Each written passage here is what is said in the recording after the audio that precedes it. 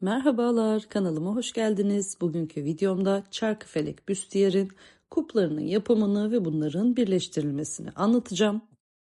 Sonraki bölümlerde de şu kısımda görmüş olduğunuz bantı öreceğiz. Kolların yapımını ve daha sonrasında filelerle motiflerin birleştirmesini anlatıp büstiyerimizi tamamlayacağız. İp olarak sargılı koton bir ip kullanacağım.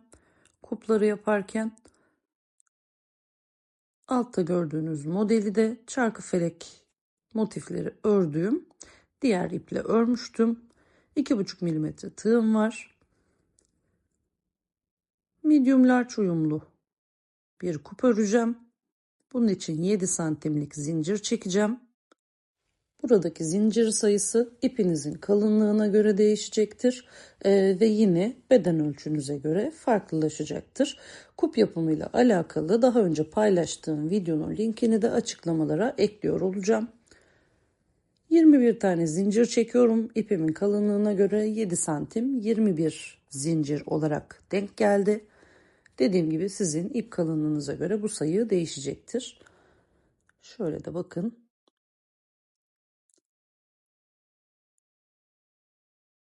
Sık iğneler ve arka kanattan batarak devam edeceğiz. Şimdi döndüm ve her bir zincirin tek kanadına batarak toplam 19 tane sık iğne örüyorum. Bir zincir dönüşte kullanmış oldum. En sonda da köşe dönüşü için yine bir tane zincirim artacak.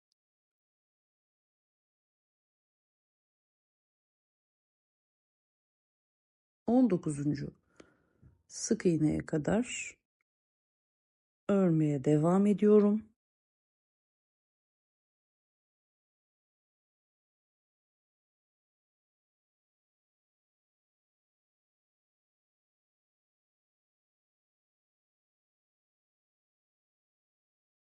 Biraz uğraştırıcı bir kup ama içerisine herhangi bir şekilde sünger dikmenize gerek kalmayacak. Herhangi bir destek malzemesine ihtiyaç olmadan direkt kullanabilirsiniz. Son sık iğneye geldim. Şimdi son zincirin içine 3 tane sık iğne yapıp dönüş buradan yapıyorum.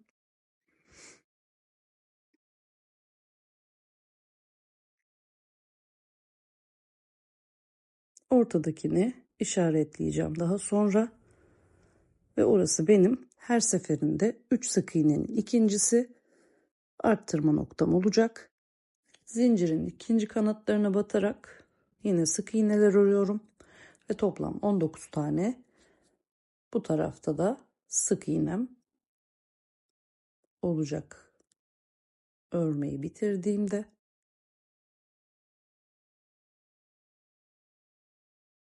ilk sıralar biraz daha zor örülüyor kıvrılma olduğu için. Ama sıra ilerledikçe daha kısa sürede örebilirsiniz.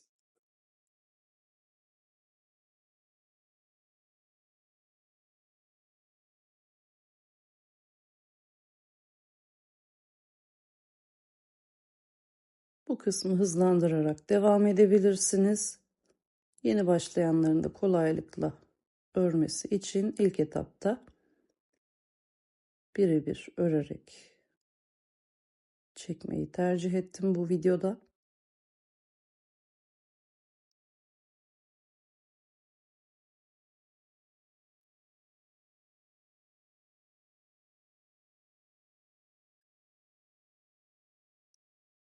Evet, son sık iğneleri örüyorum artık.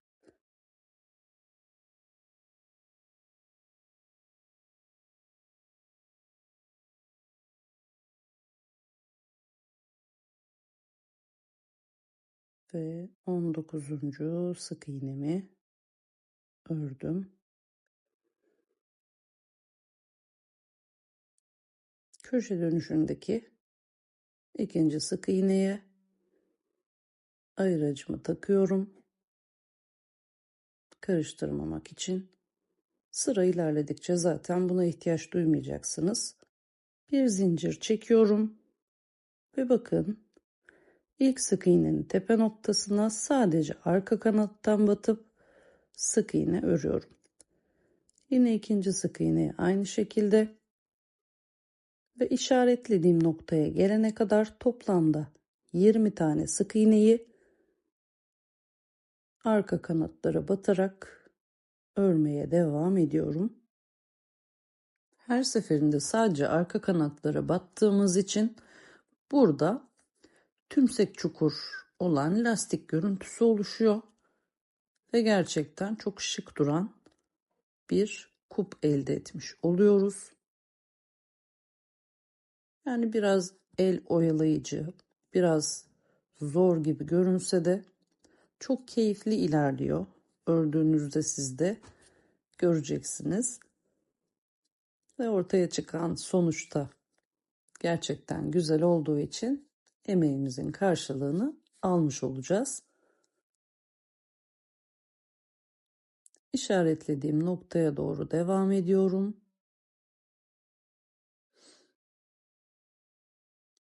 19.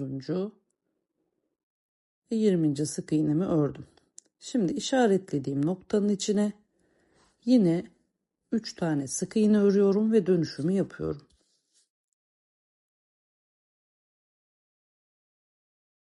Ayrıca çıkartıyorum. Ve takibindeki sık iğnelerde yine arka kanada batarak sıra sonuna kadar toplamda 20 tane sık iğne örüyorum. Her iki kanatta da sık iğne sayılarım aynı. Sayarak ilerlemeniz daha sonrasında sıkıntı yaşamamanız için önemli.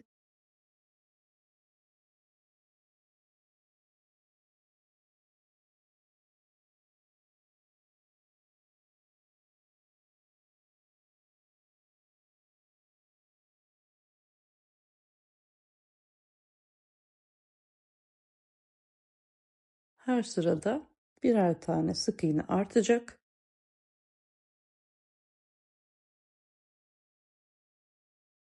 Ve istediğimiz boyuta gelene kadar da bu şekilde devam edeceğiz aslında. Ama ben kafanızda iyice oturana kadar model örmeye devam edeceğim. Birkaç sıra daha örersek devamını sizin yapabileceğinizi düşünüyorum. Yine bakın ortada tek sık iğne içine ördüğüm 3 sık iğnenin ikincisini işaretledim. Bir zincirle köşe dönüşümü yaptım ve yine ilk sık iğnenin tepe noktasında arka kanada batarak arttırma noktasına kadar sık iğne örmeye devam ediyorum. Bu sırada sık iğne sayım 21. 21. sık iğneyi yaptığımda da ortadaki tek tepe noktasına ördüğüm 3 sık iğnenin ikincisine gelmiş olacağım.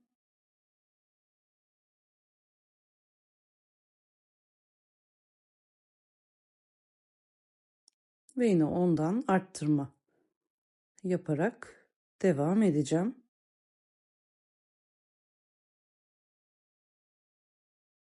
Bakın model büyüdükçe ilerlemek daha kolay hale geliyor.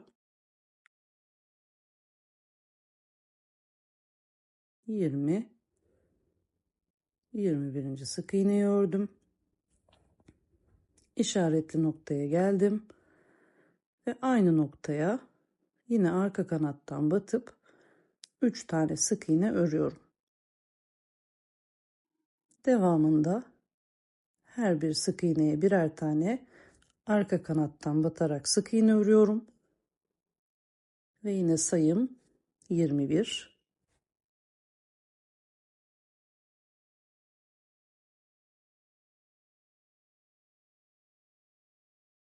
Köşeye kadar örüyorum. Ve yine bakın 3 sık iğnenin orta kısmındaki ikincisini işaretliyorum. Bir zincirle yeni sırama başlıyorum. İlk sık iğnenin arka kanadından batarak arttırma noktasına gelene kadar toplam 22 tane sık iğne örüyorum.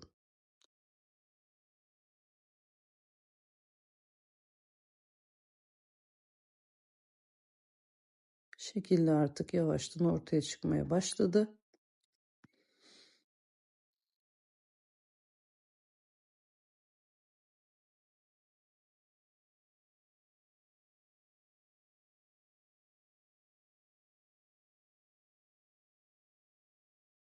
Köşe dönüşleri bir zincirle başlayıp ilk sık iğneden başlayarak devam ediyor. Orta noktada arttırmamızda aynı tepe noktasına 3 tane sık iğne örüyoruz ve bunların ikincisi bizim her sıradaki arttırma noktamız oluyor. İşaretli yere geldim bakın yine ve bunun içine 3 tane sık iğne örüp yine sayıyı arttırıyorum. İkinci kanatta da yine sık iğnelerin arkasına batarak örmeye devam ediyorum. Bitmiş haline bakalım birlikte. Toplamda ön yüzün görüntüsü bu. Yan yana koyalım. 13 sıra görünecek bu yol yol duran şekiller 13 sıra görünecek ve 43 tane de sık iğne bizim bitiş sayımız. Son sık iğneyi ördüm. Bir zincir çekiyorum ve bir sık iğne örüyorum. Bir zincir çekiyorum. Tepe görünen kısma batıp sık iğne örüyorum. Bir zincir çekiyorum. Dönüş noktasına sık iğne örüyorum. Bir zincir çekiyorum. Dönüş noktasına sık iğne örüyorum. Bu tepe tepe görünen kısımların her birine sık iğne, aralarına da birer zincir çekerek sıranın sonuna kadar devam edeceğim.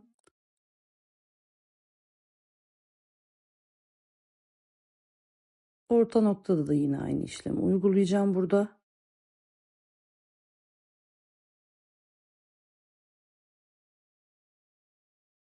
Ve daha derli toplu bir görüntü elde ediyoruz.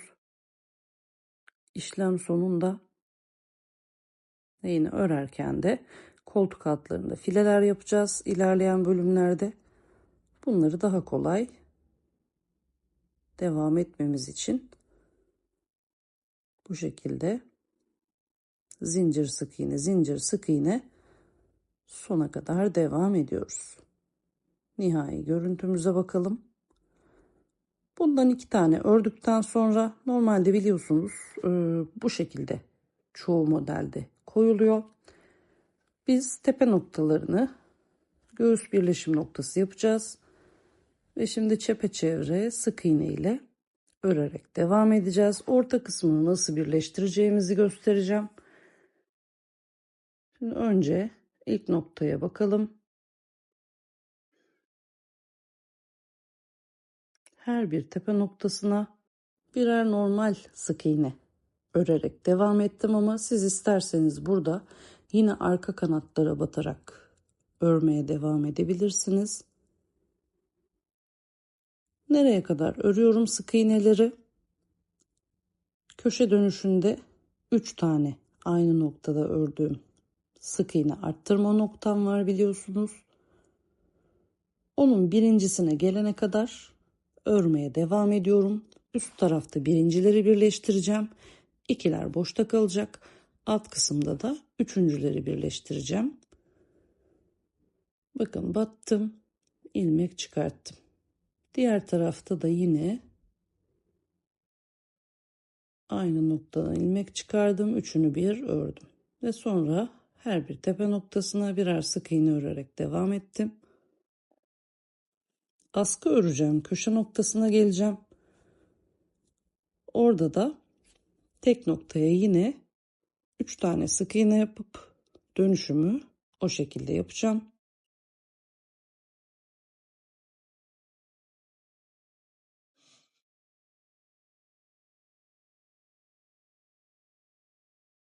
Bakın görüntüm böyle.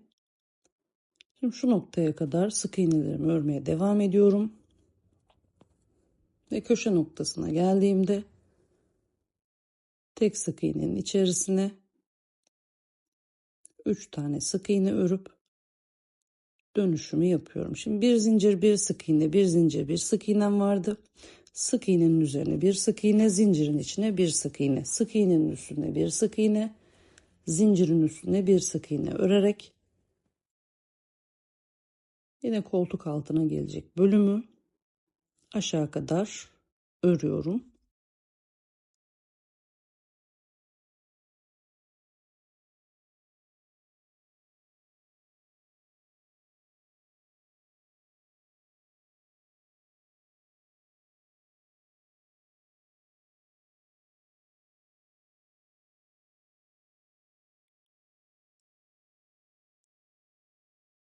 Burada da yine dönüş noktası yapacağım.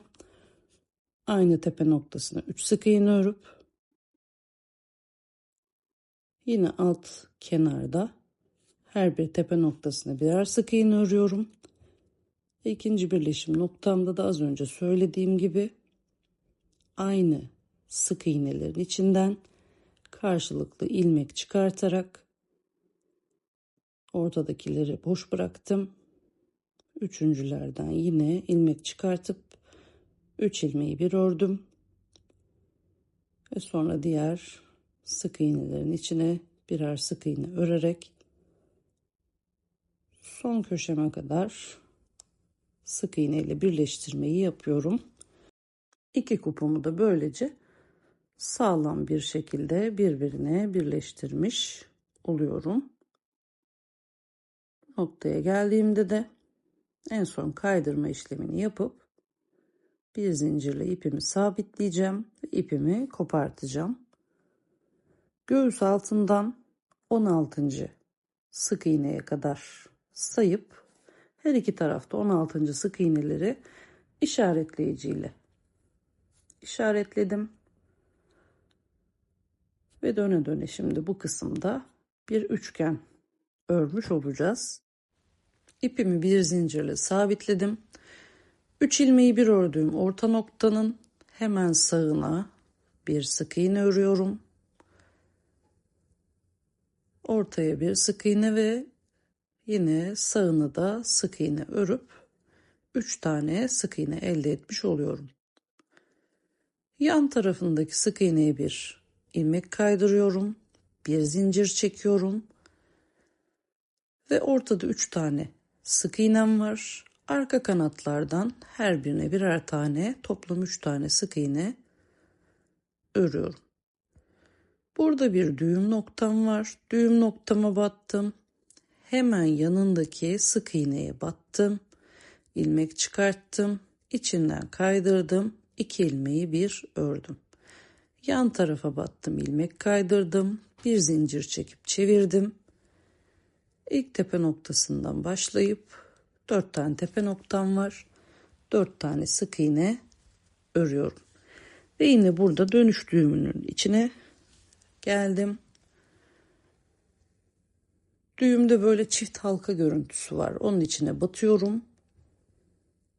Ve hemen yanındaki sık iğneye batıyorum. İlmeği çıkartıyorum. Bu düğümün içinden kaydırıp 2 ilmeği de bir seferde örüyorum.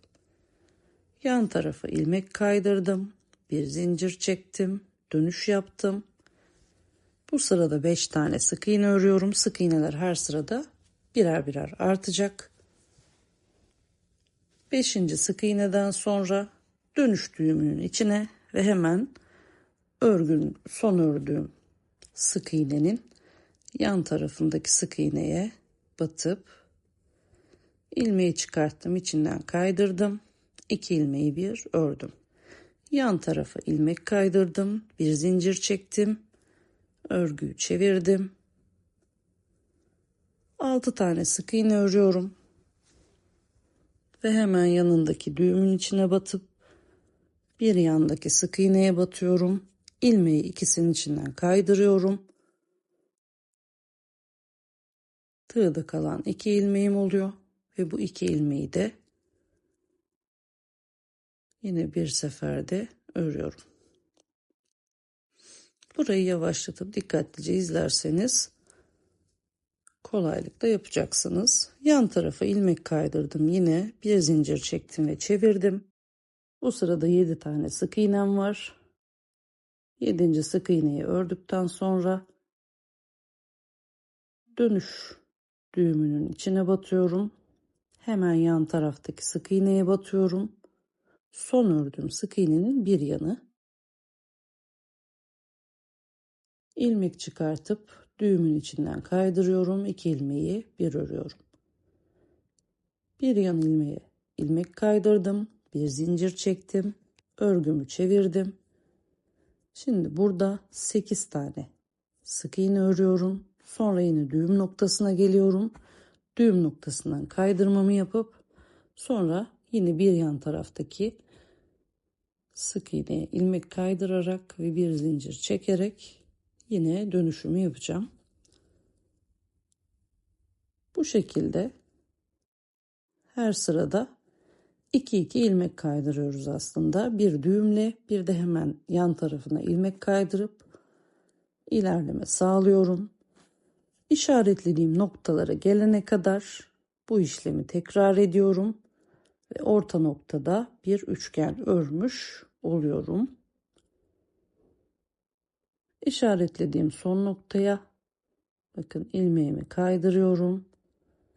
Bir zincir çekip dönüyorum ve örmeye başlıyorum.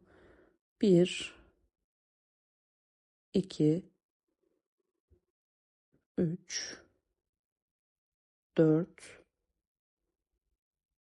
5 6 7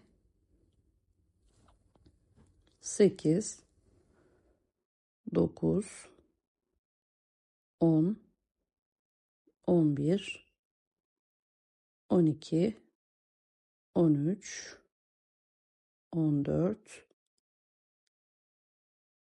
15 ve 16. Düğümün içine battım. Yan tarafa battım. İçinden ilmek kaydırdım. Ve yine son işaretlediğim noktaya ilmek kaydırıp üçgen kısmı örmeyi bitirdim.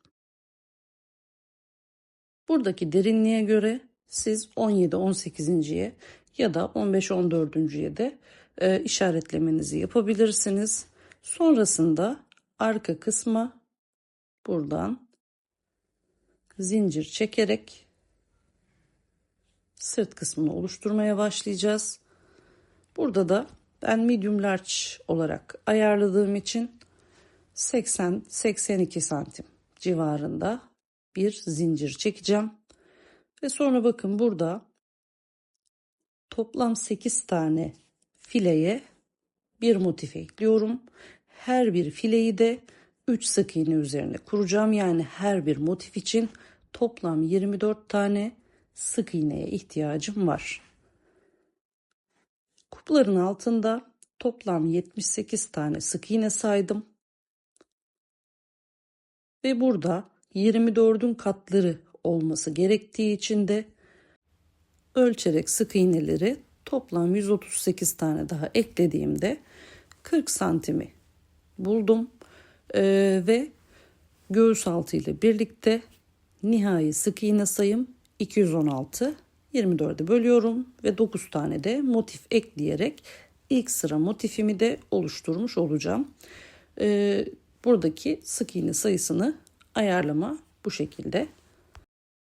Düğüm attığım ipimi kupun bir tarafına sabitledim. Toplam 138 tane zincirimi çektim ve kupun diğer tarafına ilmek kaydırıp bu zincirleri birleştirdim.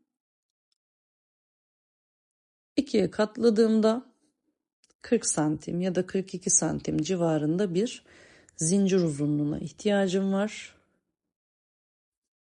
Bakın birlikte bakalım. Bunu siz kendi bedeninize göre daha öncesinde anlattığım şekliyle ayarlamanız gerekiyor. Göğüs altından bedeninizi ölçün ve buradaki sık iğne sayısı 24'ün katları olacak şekilde ayarlamanızı yapın. Ne eksik ne fazla, çünkü motif ekleme esnasında sıkıntı yaşarsınız. Göğüs altını ölçüp kalan kısmı da kalan santim üzerinden zincir çekmeniz gerekiyor. Kupun altındaki sık iğnelerin arka kanatlarına batarak sık iğneler örüyorum.